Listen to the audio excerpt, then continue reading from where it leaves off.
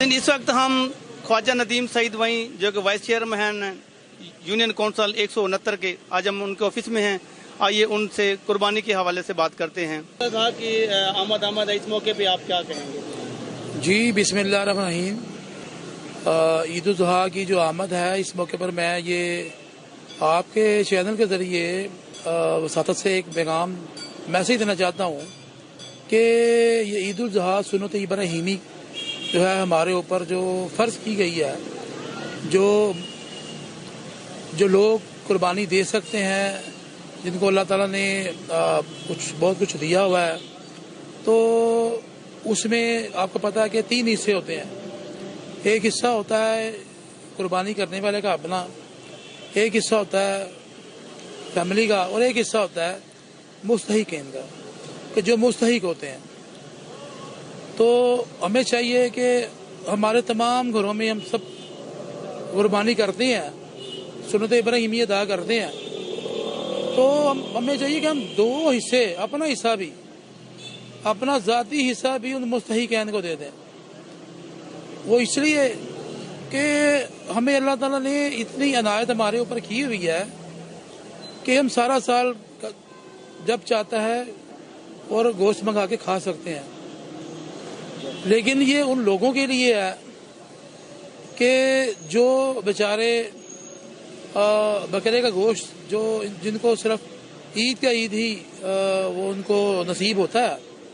तो मैं समझता हूँ कि अल्लाह ताला ने ये निज़ाम जो बनाया है ना, ये अपनी मखलूक के लिए और नबी करीम सल्लल्लाहु अलैहि वसल्लम की उम्मत के लिए इस निज़ाम को तश्कील दिया कि अल्लाह ताला ये जिसको अता करता है और उसके ऊपर उतने ही इम्तहान भी होते हैं कि जो दिया माल का हिसाब भी है। और हमें चाहिए कि अपने माल में उन गरीबों का, उन नादार लोगों का हिस्सा निकालें, ताकि उस माल से हमारे अमाल अच्छे हो जाएं। तो मैं इस मौके पर यही कहना चाहूँगा अपने तमाम उन भाइयों को जो कुर्बानी के जानवर लेकर आते हैं और सुन्नत इब्राहीमी अदा करते हैं, अल्लाह ताला ने उनको इस काबिल किया है, तो इसमें वो मुस्तहिक लोगों का बहुत ज़्यादा ख्याल रखें, उन नादार लोगों का बहुत ज़्यादा ख्याल रखें, और अपना हिस्सा भी मैं कहता हूँ कि उनमें बांट दें। ये अल्लाह ताला की ज़ात आपसे बहुत खुश होगी, नबी करीम सल्लल्लाहु अलैहि वसल्लम बहुत खुश होंगे। तो मेरी गुजारिश यही है, मेरी अर्ज़ यही है कि आप इस पुरमसरत मौका पर जो है उन लोगों का बहुत ज़्यादा ख्याल रखें जो मुस्तहिक हैं, जो आपके घर के दरवाजे की तरफ देख रहे हैं, जो आपके हाथों की तरफ देख रहे हैं। आप उनका हक उनके घर तक पहुंचा कर आएँ और अपने ही हाथों से देकर आएँ। मैं अहले मुसलमा को इस पुरमसरत मौका पर ईद मुबारक कहूँगा।